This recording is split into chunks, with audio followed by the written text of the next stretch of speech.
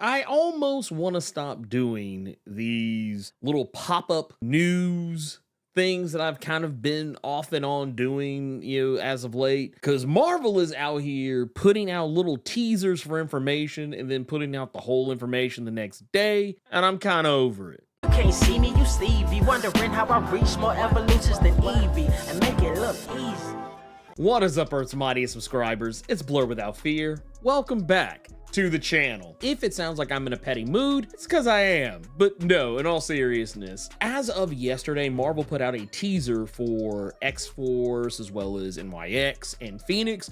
And today, at least at the time of this recording, they had also decided, because they said later in the week. Well, apparently later in the week was tomorrow in terms of when they initially put out that tease, but X-Force, the entire lineup of the team, has been revealed, and I thought I'd talk about it very briefly. So as I talked about before, Forge is going to be the leader of the team. He is the one who is putting this iteration of X-Force together, and I am pleased to announce that at least most of the team I'm pretty happy with. Of course, Forge, the mutant who can literally make or invent anything that is on his mind. He is there. He's got his big gun. He's got the hair down. And it's kind of funny because at first glance, just based on how the character designs for certain X characters have changed in the wake of House of X, and for a split second, if you didn't know any better, you would wonder if that was Grey Crow and not Forge. But it is in fact Forge. We have it on good authority. It is Forge.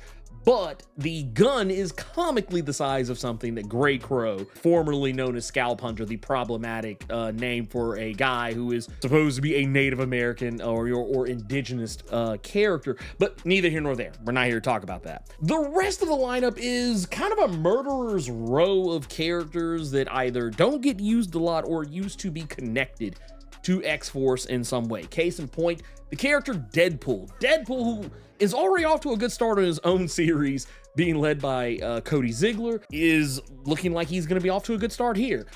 We also know that because of some of the stuff going on here, I don't know if there's going to be any crosstalk with the X-Force series proper and Deadpool, because right now Deadpool comes with a little bit of baggage, that being his daughter Ellie, who is about to be a major part of that Cody Ziegler written Deadpool series. And we also can't forget about Princess, the Carnage symbiote dog that Deadpool now has as a surrogate child as well. We also have the characters Captain Britain and Ascani. I do find it interesting that the two characters, while they are supposed to be in a relationship with one another, they're kind of set as separately from one another, which, I mean, that isn't uncommon. Usually in comics, that there are couples on the same team. We've seen this with Gambit and Rogue, Cyclops and Jean, so on and so forth. It happens, but I do find it interesting that Ascani is on one side and Captain Britain is on the other side. I don't know if they're playing with anything here, but not to say that they are, but yes, Captain Britain, the artist formerly known as Psylocke, Betsy Braddock, not in an Asian woman's body, but in her own, an actual British white woman's body, so we're not to be problematic. She has been in that body for the better part of the last 4 or 5 years, and thankfully they are not going back to the well on that having an Asian woman's body BS. As far as Ascani goes, I talked about this before in the Blerd Cave, where she was literally just shot and seemingly unalived in Rise of the Powers of 10 number 3. So clearly that didn't stick. So she is alive and well here. I don't know if mutant resurrection is still a thing in the post Krakoan era, but I'm gonna imagine it probably won't be. As for next up on the list, a character I was very happy to see included in this is Sage. Sage has been the leader of X-Force in the wake of Beast being ousted from the team. So it was good to see that they weren't just taking all that good story development that Benjamin Percy had given her, just thrown it off into the wind. I'm glad to see the Sage is back. I don't know what capacity she is going to be on this team, because if Forge is supposed to be the one who's bringing all this together, I am under the assumption he is the leader, but I have a feeling that Sage is also going to have some level of leadership role on this team in some way, shape, form, or fashion. So I'm very excited to see what we're gonna get out of her. We also have the return of the character Surge. Surge is a character that has not really been in a whole heap of a lot of stuff. Yes, I think she shows up in some of the Infinity comics here or there, but you know, who is actually reading those with any regularity? She has also shown up more recently in Bishop's War College, though she didn't really have a prominent role in that particular story arc. I mean, she was there, but she wasn't the, you know, the focal point of it. You know, she was just there. But it was good to see her. I can't wait to see what they're gonna do with her as a character. And we also have another character by the name of Tank. Now, Tank might be an unusual character for a lot of people. I don't actually expect very many to remember who Tank actually is. He is a creation of Evel Ewing and Kevin LaBranda. This was a one and done mutant addition to Evel Ewing's Ironheart series. His first appearance was his last appearance because it was largely believed that when Riri Williams set him up to be shot back and forth through a portal loop, that the portal loop would just continuously shoot him back and forth through all of these different, you know, iterations of reality until he ceased to exist. And that was if she didn't get the local authorities directed to him in time.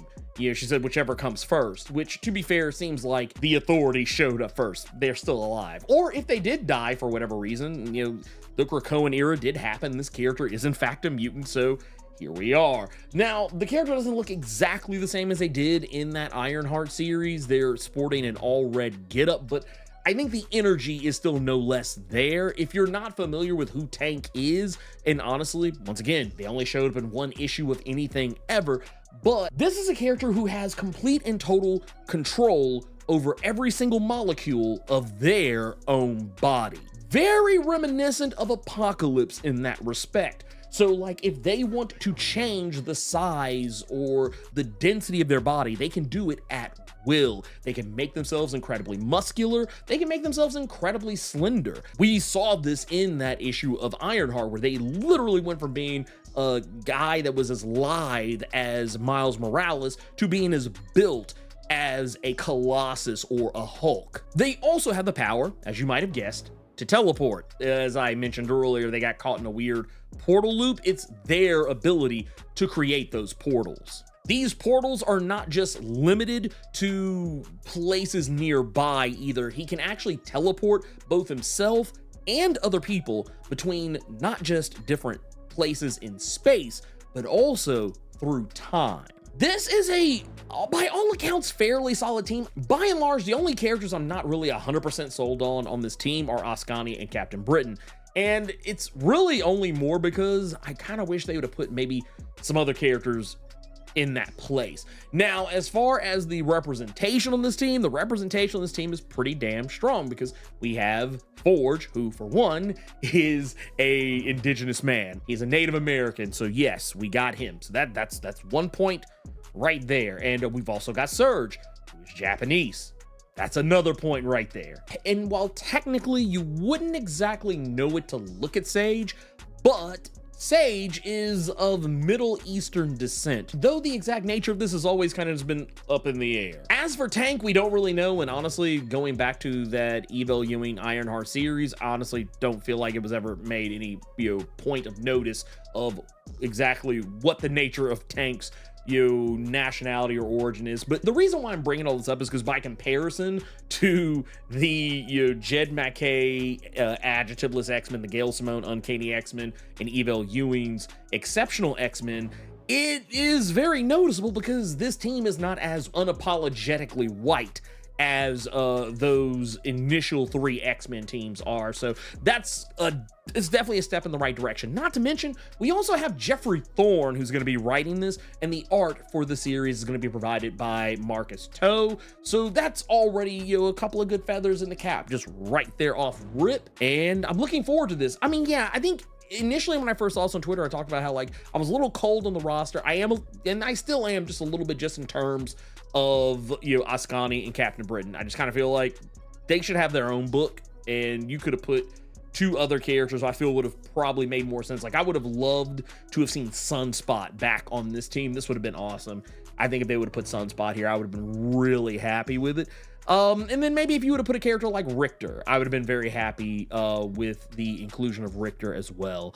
But once again, not my place. I would have even been fine if they did like Richter and Shatterstar. That would have also been good. But it is what it is, and we'll just have to kind of wait and see for what happens next. You guessed it, obligatory channel outro time. If you're not subscribed to the channel, consider doing so. Clicking that subscribe button and tapping that notification bell ensures that you get more videos just like this one, and you don't miss any of my other content that I drop throughout the week, plus my live streams every Thursday and Saturday. And if you enjoyed the video, make sure you click that like button, keep it plus ultra, and sound off in the comments.